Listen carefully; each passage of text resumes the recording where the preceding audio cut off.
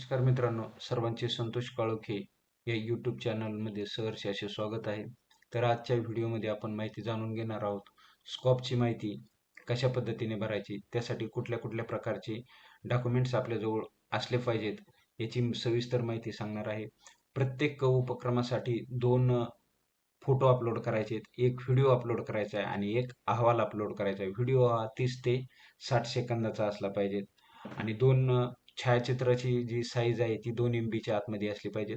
तर या ठिकाणी आपली pmsri.education.gov.in ही वेबसाईट आपण टाकायची. वेबसाईट टाकल्यानंतर अशा प्रकारचा इंटरफेस आपल्यासमोर येईल. अशा प्रकारचा इंटरफेस आल्यानंतर आपल्याला log in for school user याच्यावरती टिक करायचं आहे आणि शाळेचा UDIS नंबर टाकायचा आहे, कॅप्चा टाकायचा आहे. कॅप्चा टाकून सेंड OTP म्हणायचंय. सेंड OTP केल्यानंतर या ठिकाणी तुम्हाला कॅप्चा टाकून सेंड OTP केल्यानंतर मुख्याध्यापकांचा UDISला रजिस्टर असलेला मोबाईल नंबर टाकायचा, सेंड OTP करायचं. त्या मोबाईलवरती आलेला OTP टाकायचा. OTP टाकल्यानंतर अशा प्रकारचे इंटरफेस आपल्यासमोर येईल. अशा प्रकारचा इंटरफेस आल्यानंतर आपल्याला माहिती भरण्यासाठी बघा, या ठिकाणी 39 ऍक्टिव्हिटी आहेत. या 39 ऍक्टिव्हिटी भरायच्या आहेत आपल्याला. Questions attempted, image 1, image 2, video आणि रिपोर्ट अशा पद्धतीचं आपल्याला प्रत्येक उपक्रमाची माहिती आपल्याला अपलोड या ठिकाणी करायची. तर आपल्याला ही माहिती भरण्यासाठी सुरुवात करण्यासाठी आपल्याला काय करायचं आहे, सुरुवातीला या ठिकाणी बघा क्वेश्चनरीज इथं हायलाईट होते. या हायलाईटवरती आपण क्लिक केलं की आपल्यासमोर याच्या पद्धतीने ही माहिती ओपन होते. ही प्रत्येक माहिती प्रत्येक यामध्ये उपप्रश्न आहेत. अशा आपल्या 39 ऍक्टिव्हिटी आहेत आणि प्रत्येक ऍक्टिव्हिटीमध्ये कमीत कमी 5 आणि जास्तीत जास्त 13 ते 14 पर्यंत प्रश्न आहेत, उपप्रश्न. ते प्रत्येक उपप्रश्नाची वाचायचा आहे आणि तो भरायचा आहे. हे या ठिकाणी स्क्रीनवरती जे दिलेले आहे ते इंग्रजीमध्ये आहेत. जर याचा मराठीमध्ये PDF तयार केलेली आहे आणि त्या संपूर्ण क्वेशनरीची मराठीमधील PDFची लिंक या व्हिडिओच्या डिस्क्रिप्शन बॉक्समध्ये देण्यात आलेली आहे. त्या ठिकाणाहून तुम्ही ती डाउनलोड करून घेऊ शकता आणि वाचू शकता. ज्यांना इंग्रजीमध्ये भरता येते त्यांनी ते भरायचे. ज्यांना काही अडचण येत असेल तर त्यांनी ही PDF डाउनलोड करून घेतली तरी चालू शकते. तर आता या ठिकाणी स्किल एज्युकेशन, कौशल्य विकास. जर तुमच्या शाळेमध्ये स्किल एज्युकेशन घेतले जाते काय 6वी ते 12वी पर्यंत असेल तर येस, नसेल तर नो करायचंय. दुसरा प्रश्न आहे 9वी ते 12वी साठी व्यवसाय शिक्षण दिले जाते काय, येस नो काय असेल ते निवडायचं. तिसरा प्रश्न 9 ते 12 मधील सर्व विद्यार्थ्यांसाठी कौशल्य शिक्षण अनिवार्य आहे काय, काय तुमचं असेल ते प्रश्न निवडायचा.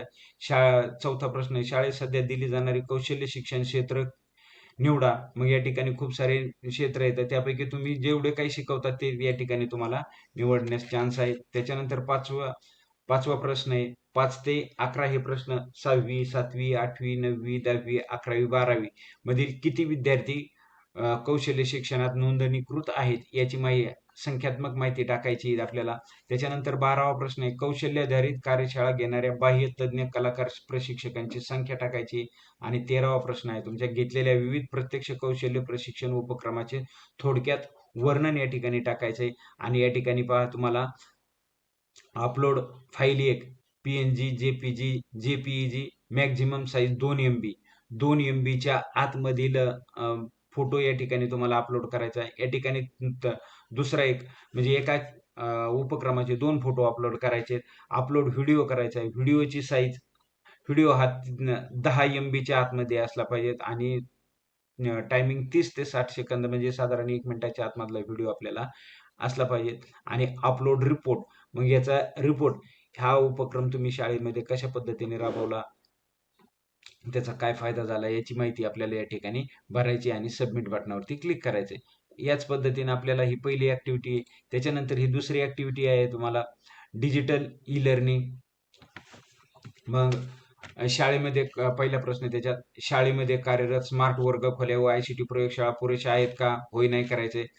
दुसरा प्रश्न आहे मागील एका वर्षात शिक्षक व विद्यार्थ्यांनी किती ई सामग्री विकसित केली. तिसरा प्रश्न आहे अध्यापन व व्यावसायिक विकासासाठी दीक्षा सामग्री नियमित वापरणाऱ्या शिक्षकांची संख्या टाकायची. चौथा प्रश्न आहे अध्यापनासाठी दीक्षा सामग्री नियमित वापरणाऱ्या विद्यार्थ्यांची संख्या टाकायची. पाचवा प्रश्न आहे भारताच्या राष्ट्रीय डिजिटल ग्रंथालयावर नोंदणीकृत शिक्षकांची संख्या टाकायची. 6वा प्रश्न आहे नोंदणीकृत विद्यार्थ्यांची संख्या टाकायची या ठिकाणी परत. 7वा प्रश्न आहे उपस्थित वैयक्तिक अनुकूलित अध्ययन, प्रश्नपत्रिका तयार करणे व उत्तरपत्रिका मूल्यमापन यासाठी तंत्रज्ञान किंवा कृत्रिम बुद्धिमत्ता वापरली जाते काय? येस नो काय असेल ते तुमचं उत्तर या ठिकाणी द्यायचंय.